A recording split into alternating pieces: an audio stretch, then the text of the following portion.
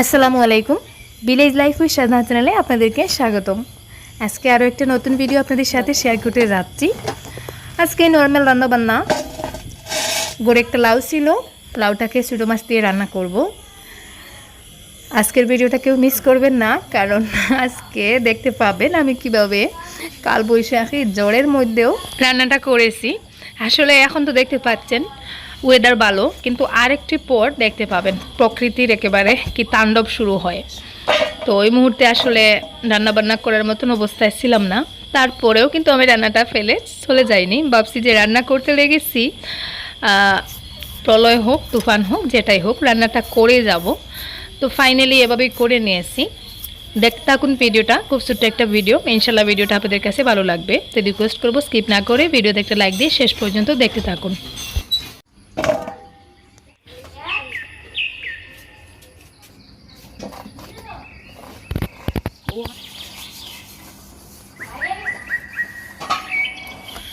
গড়ে রাখা ছিল লাউটা 2 দিন, তাই দেখুন লাউটা একটু বুড়ো হয়ে গেছে।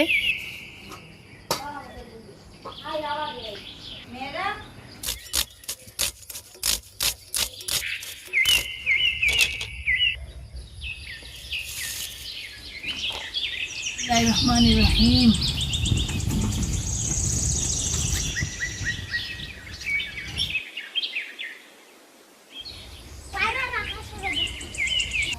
রান্নাটা বসিয়ে দিয়েছি। লাউটা যখন আমি কাটছিলাম তখন ওয়েদারটা কিন্তু বেশ ভালোই ছিল। তো কাটাকুটি করে রেডি করতে করতে দেখা যায় চারদিকটা কালো অন্ধকার হয়ে যাচ্ছে আস্তে আস্তে। রান্নাটা হতে থাক আর আপনারা দেখতে থাকুন। আবারও রিকোয়েস্ট করব, যারা আজকে আমার এই চ্যানেলে নতুন, চ্যানেলটাকে এখনও সাবস্ক্রাইব করা হয়নি, প্লিজ আমার চ্যানেলটাকে সাবস্ক্রাইব করে দিতে পারে যদি আমার ভিডিওর কোনো একটা অংশ আপনাদের কাছে ভালো লেগে থাকে। দেখুন এই প্রথম আমি কাঁচা মাছ দিয়ে তরকারি রান্না করতেছি।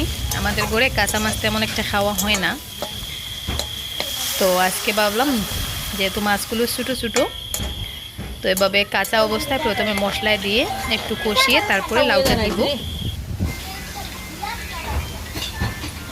দেখুন চারপাশটা কীভাবে অন্ধকার হচ্ছে, আর এর মধ্যে একটা রামধনু দেখা যাচ্ছে। অনেক দিন পর আজকে রামধনু দেখলাম।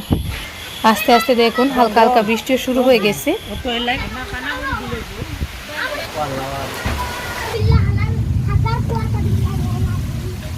বৃষ্টি এসে গেছে, জানি না রান্নাটা কমপ্লিট করতে পারবো কিনা, এরকম একটা মনোভাব ছিল।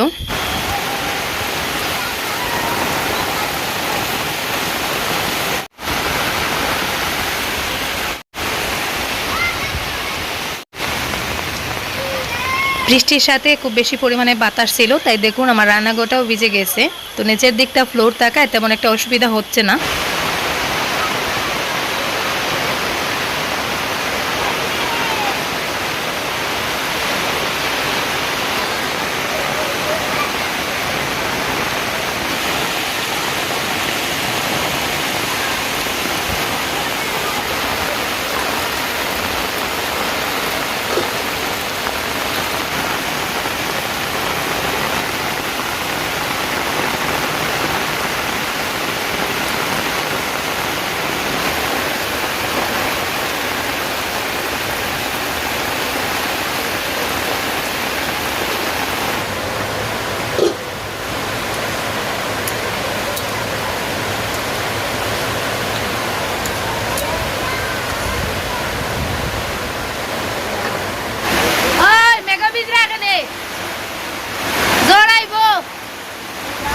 কি পরিমাণে বাতাস বইতেছে দেখুন।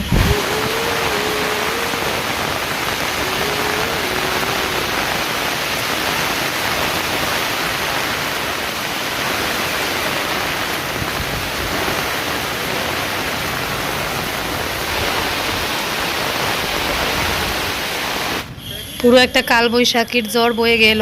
এখন মোটামুটি বাতাসটা একটু থেমেছে। এতক্ষণ কিন্তু চুলার আগুনটাও কোনোভাবেই ঠিকঠাক রাখা যাচ্ছিল না।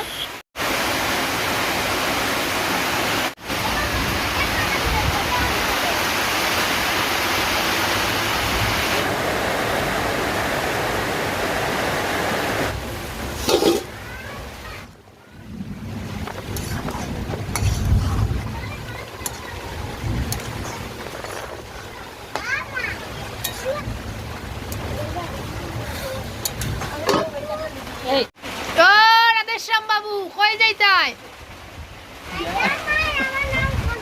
কুট লাগাইয়া আর ছাতি লইয়া মেগনি তোমার নাম খরগোশ নি দেখি দেখি খরগোশের মুখটা দেখেই যাও এই রে এগো খরগোশ নি খরগোশ তাই মেগো বাড়াইছো কেনে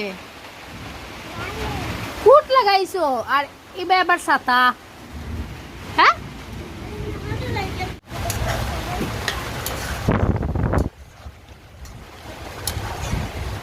রান্নাটা প্রায় হয়ে গিয়েছে নামানোর আগে একটু ধনিয়া পাতা দিয়ে দিচ্ছি চারপাশটা অন্ধকার হয়ে গেছে আর এদিকে আমার রান্নাটাও শেষ হয়ে গেছে প্রায় আসো আসো তো যাই হোক ভিডিওটা দেখার জন্য আপনাদেরকে অসংখ্য অসংখ্য ধন্যবাদ